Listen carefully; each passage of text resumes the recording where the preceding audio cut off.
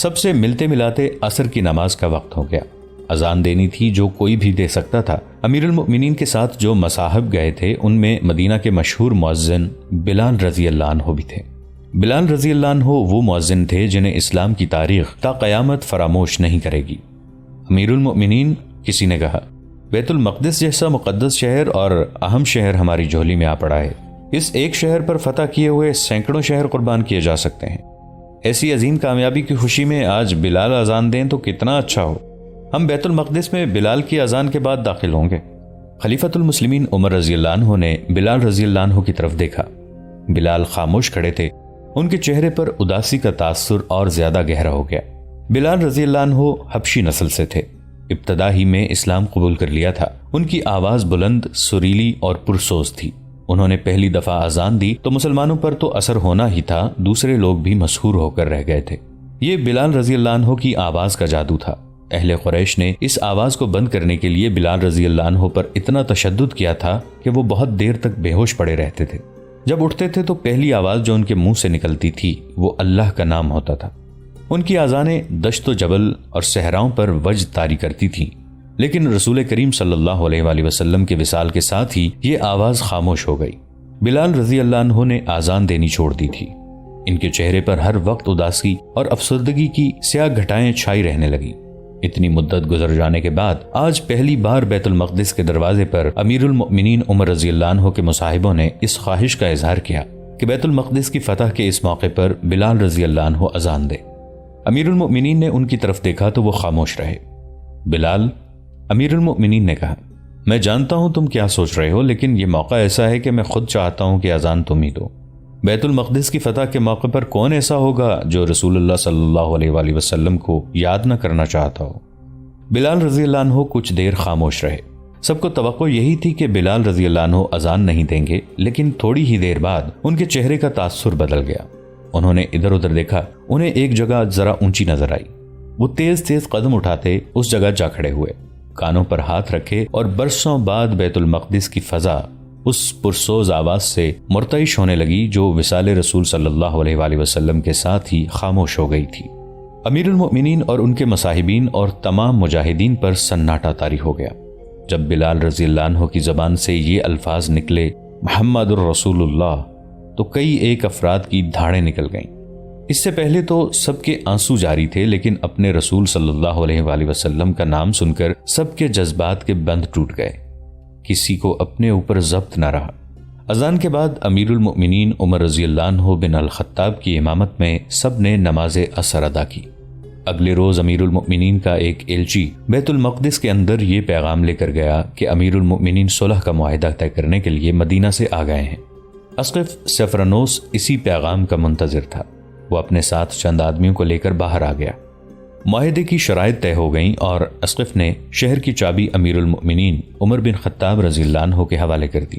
معاہدہ جو تحریر ہوا تھا اس کے الفاظ کچھ اس طرح تھے، بسم اللہ الرحمن الرحیم۔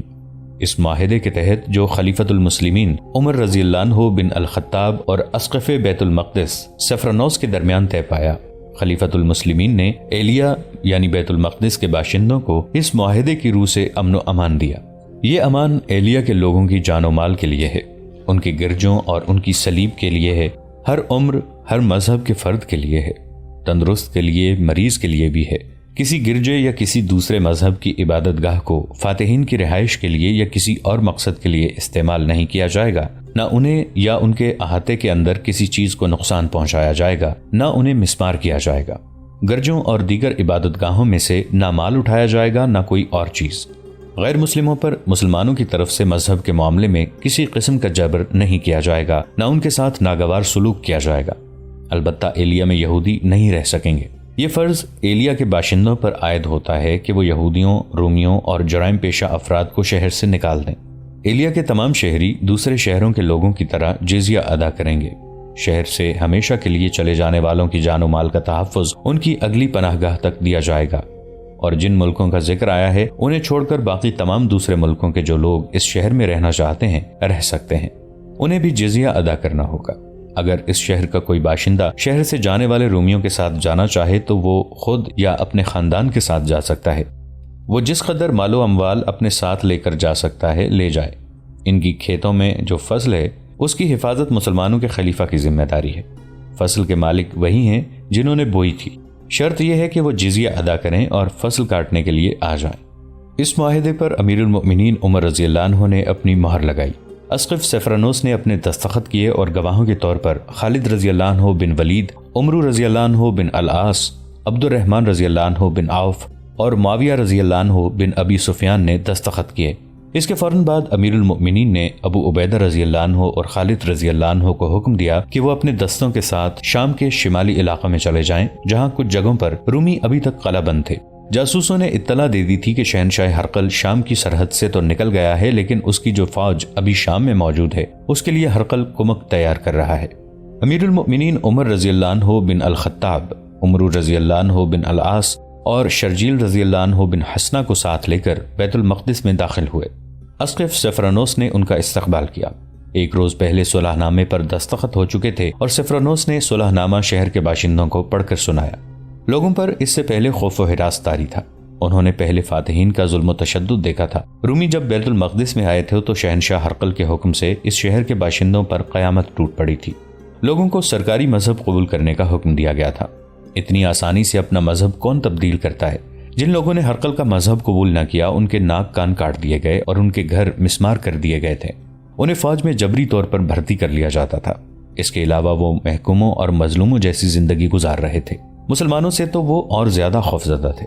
انہیں بتایا گیا تھا کہ مسلمان جس شہر کو فتح کرتے ہیں وہاں کے رہنے والوں کو زبردستی مسلمان بناتے ہیں، گھر لوٹ لیتے اور خوبصورت عورتوں کو اپنے ساتھ لے جاتے ہیں۔ بیت المقدس کے باشندوں نے رومی فوج کے سپاہیوں کی زبانی سنا تھا کہ مسلمان بڑے ظالم ہیں۔ یہ سپاہی دراصل میدان جنگ کی باتیں سناتے تھے اور شہری یہ سمجھ کر خوفزدہ تھے کہ مسلمان وحشی اور خونخوار ہیں۔ وہ نہیں جانتے تھے کہ مسلمان صرف میدان جنگ میں خونخوار ہیں۔ بیت المقدس کے شہریوں نے جب معاہدے کی تحریر سنی، پھر یہ دیکھا کہ مسلمان فوج نے کسی شہری کی طرف دیکھا تک نہیں، تو وہ خوشیاں منانے لگے۔ امیر المؤمنین نے علقمہ بن مجرس کو بیت المقدس کا حاکم یا امیر مقرر کیا۔ اسقف سفرانوس نے امیر المؤمنین عمر رضی اللہ عنہ بن الخطاب کو شہر کی سیر کرائی، انہیں قدیم تہذیبوں اور قوموں کے آثار دکھائے، یہودیوں اور عیسائیوں کی عبادت گاہیں دکھائیں۔ بیت المقدس میں ایسے بے شمار آثار تھے، ان میں محراب داؤد بھی ہے اور صخرہ یعقوب بھی۔ یہ وہ پتھر ہیں جس کے متعلق روایت ہے کہ رسول اکرم صلی اللہ علیہ وآلہ وسلم اس پر کھڑے ہوئے اور معراج کو گئے تھے۔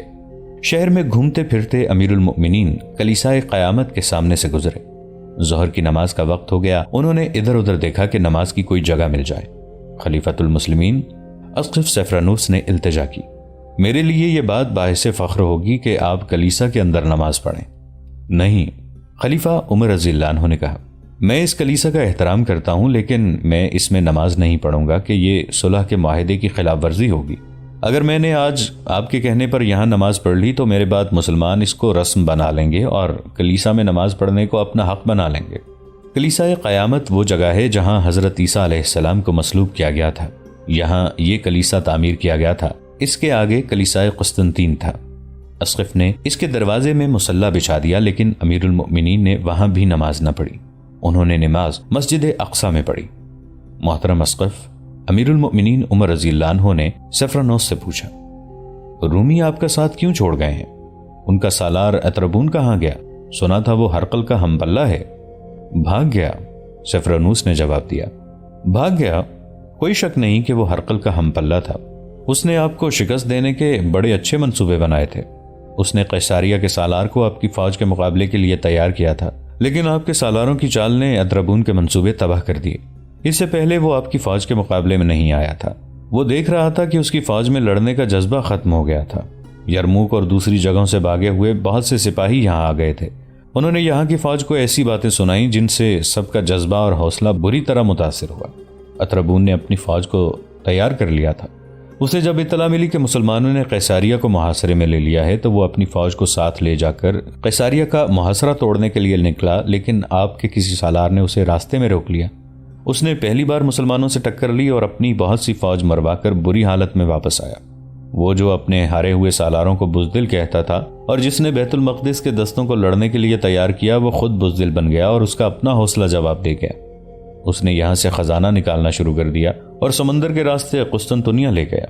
زیادہ تر فوج بھی اس کے ساتھ چلی گئی۔ یہ فوج برائے نام تھی جو میں نے قلعے کی دیوار پر کھڑی کر دی تھی۔ میں نے آپ کے ساتھ معاہدہ کرنے کی شرط اس لیے پیش کی تھی کہ جو فیصلہ خلیفہ کر سکتے ہیں وہ سالار نہیں کر سکتے۔ میں اس شہر کو اور اس کے باشندوں کے جان و مال کو بچانا چاہتا تھا۔ اسقف سیفرانوس نے عمر رضی اللہ عنہ بن خطاب کو یہ نہ بتایا کہ اطرابون اور سیفرانوس نے مل کر بیت المقدس سے نہ صرف خزانہ نکالا تھا بلکہ گرجوں کے سونے اور چاندی کے بیش قیمت ظروف بھی نکلوا دیے تھے۔ ان میں صلیب اعظم بھی تھی۔ سیفرانوس نے امیر المؤمنین کو مدینہ سے اس لیے بلایا تھا کہ وہ خزانہ، ظروف، رومی فوج اور اس کا مال و اموال نکلوانے کے لیے وقت حاصل کرنا چاہتا تھا۔ جتنے وقت میں امیر المؤمنین پہنچے تھے اتنے وقت میں بیت المقدس سے وہ سب کچھ نکل گیا تھا جو سیفرانوس اور اطرابون نکالنا چاہتے تھے۔ اپریل 637 عیسوی بمطابق ربیع الاول 16 ہجری کے دن تھے جب خلیفۃ المسلمین عمر رضی اللہ عنہ بن الخطاب بیت المقدس میں 10 دن قیام کر کے رخصت ہوئے۔ رخصت ہونے سے پہلے انہوں نے تفصیل سے جائزہ لیا تھا کہ رومی کہاں کہاں موجود ہیں۔ مجموعی طور پر رومی شکست کھا چکے تھے۔ ان کا شہنشاہ ہرقل شام سے رخصت ہو چکا تھا۔ رومی فوج کے نامی گرامی سالار مارے جا چکے تھے۔ کچھ اہم مقامات تھے جن پر ابھی رومیوں کا قبضہ تھا، وہاں سے رومیوں کو نکالنا ضروری تھا۔ ایسے مقامات میں ایک کا نام قیساریہ تھا جو بحرۂ روم کی بندرگاہ تھی۔ یہاں سے رومیوں کو نکالنا بہت ضروری تھا کیونکہ رومیوں کا بحری بیڑا ابھی بالکل صحیح حالت میں موجود تھا اور یہ بحری بیڑا بڑا طاقتور تھا۔ اسے رومی مسلمانوں کے خلاف استعمال نہیں کر سکتے تھے کیونکہ مسلمانوں نے سمندری لڑائی نہیں لڑنی تھی۔ البتہ یہ بیڑا کمک لانے کے لیے استعمال ہوتا تھا۔ کمک اتارنے کے لیے قیساریہ کی بندرگاہ استعمال ہوتی تھی۔ امیر المؤمنین کے حکم کے مطابق قیساریہ سے پہلے بیت المقدس کو محاصرے میں لیا گیا تھا۔ بیت المقدس لے لیا گیا تو امیر المؤمنین عمر رضی اللہ عنہ نے یزید بن ابو سفیان کو حکم دیا کہ وہ قیساریہ کو محاصرے میں لے لیں۔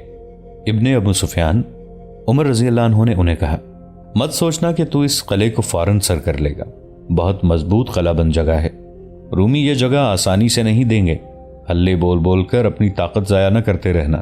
قیساریہ میں رومیوں کی تعداد زیادہ ہے اور وہاں رسد کی بھی کمی نہیں۔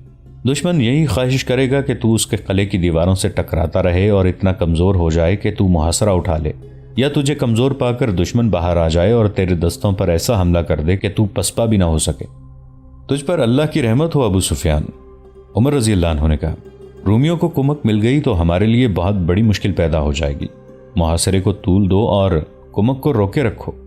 عمر رضی اللہ عنہ بن الخطاب خلیفہ تھے، امیر المؤمنین تھے، لیکن ان کا یہ دور بادشاہوں جیسا اور آج کل کے سربراہان مملکت جیسا نہیں تھا کہ گئے، کسی کو شاباش دی، کسی کو انعام و کرام سے نوازا اور آ گئے۔ انہوں نے تمام تر علاقے کے احوال و قوائف معلوم کیے، انہیں جنگی نقطۂ نگاہ سے دیکھا، اپنی فوج اور دشمن کے لشکر کی کیفیت کا جائزہ لیا اور اس کے مطابق احکام صادر کیے۔ ان کے مطابق سالار اپنے اپنے مقامات پر چلے گئے۔ شام کے شمالی علاقوں میں رومی کئی قلعہ بند تھے۔ انہیں امید تھی کہ ہرقل جہاں کہیں بھی ہے کمک ضرور بھیجے گا۔ مسلمان اس کوشش میں تھے کہ رومیوں کی کمک نہ آ سکے۔ اس کوشش کی ایک کڑی یہ بھی تھی کہ یزید رضی اللہ عنہ اپنے دستوں کو ساتھ لے کر قیساریہ روانہ ہو گئے اور اس شہر کو جو بندرگاہ بھی تھا محاصرے میں لے لیا۔ سالار عمرو رضی اللہ عنہ بن العاص اور شرجیل رضی اللہ عنہ بن حسنہ فلسطین اور اردن کو روانہ ہو گئے۔ ان کے ذمے یہ کام تھا کہ جن علاقوں سے انہوں نے رومیوں کو بے دخل کیا تھا ان علاقوں پر قبضہ کر کے شہری انتظامیہ اور محصولات کے نظام کو بحال اور رواں کیا جائے اور ان جگہوں کے دفاع کو بھی مستحکم کیا جائے۔ رومیوں کی طرف سے جوابی حملے کا امکان موجود تھا۔ سپہ سالار ابو عبیدہ رضی اللہ عنہ دمشق کو اپنا مرکز بنانے کے لیے چلے گئے۔ ان کے ساتھ مجاہدین کی جو فوج تھی اس کی نفری 17,000 تھی۔ قنسرین ایک قلعہ بند مقام تھا جس میں رومی فوج موجود تھی۔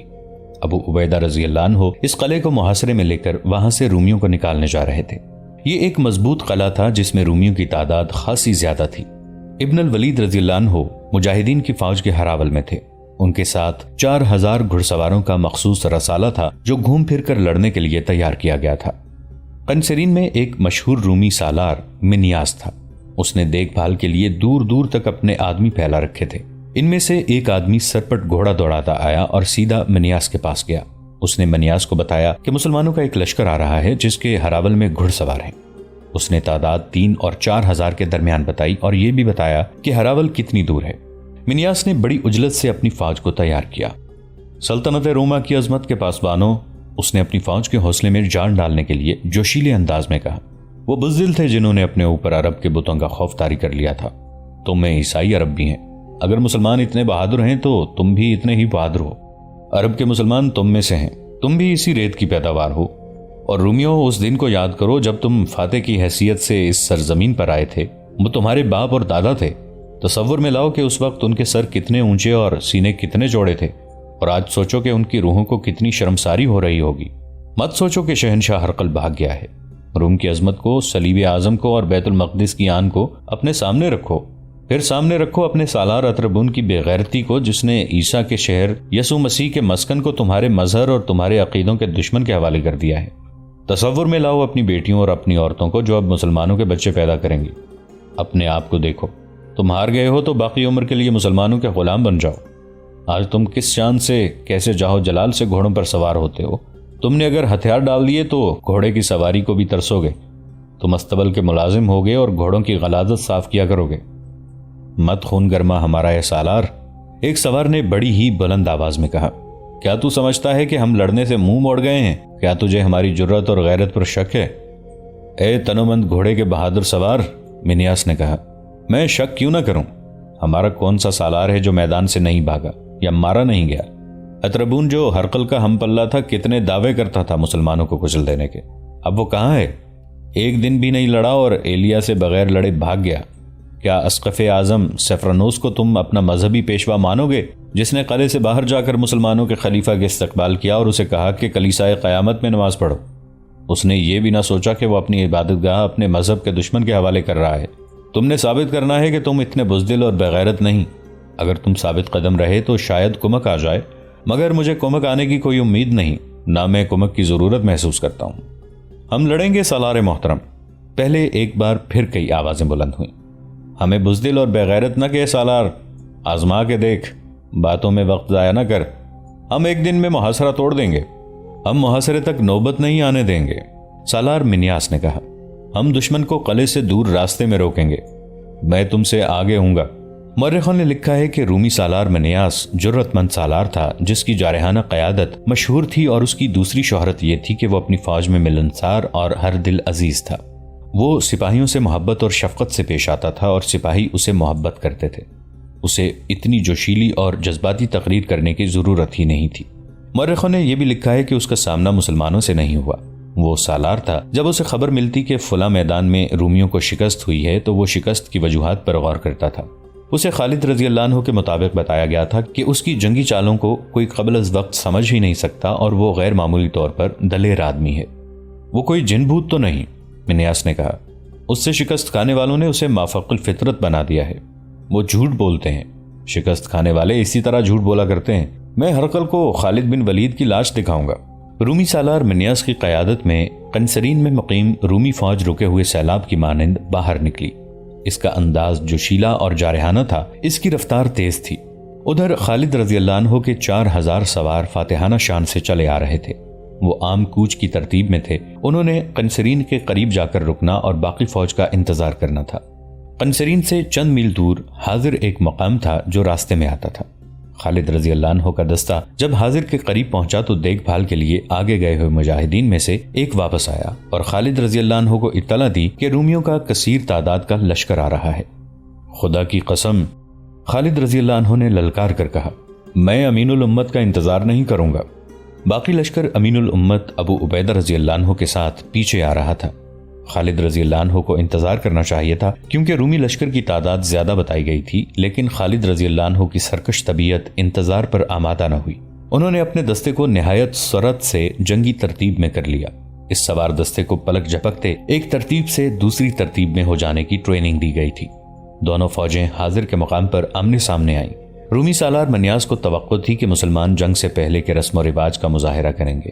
مثلاً ان کا سالار ذاتی مقابلے کے لیے رومی سالار کو للکارے گا۔ ایسے چند ایک مقابلے ہوں گے، پھر دستوں کو ترتیب میں کیا جائے گا، لیکن مسلمان سوار رکے بغیر ایسی ترتیب میں ہو گئے جسے منیاس سمجھ ہی نہ سکا۔ اتنے میں اس پر حملہ ہو چکا تھا۔ منیاس اپنی فوج کا حوصلہ بڑھانے کے لیے آگے تھا۔ اس کے گرد محافظوں کا حصار تھا جو خاصا مضبوط تھا۔ دوستو، آج کے لیے اتنا ہی۔ اسی کہانی کی اگلی قسط کے ساتھ بہت جلد حاضر ہوں گے۔ نیچے کامنٹ سیکشن میں اپنی رائے کا اظہار ضرور کیجیے گا۔ ہمارے اس چینل کو سبسکرائب کر کے نیچے موجود بیل آئیکن کو بھی ضرور کلک کیجیے گا۔ اگلی ملاقات تک کے لیے ہمارا اور آپ کا اللہ نگہبان۔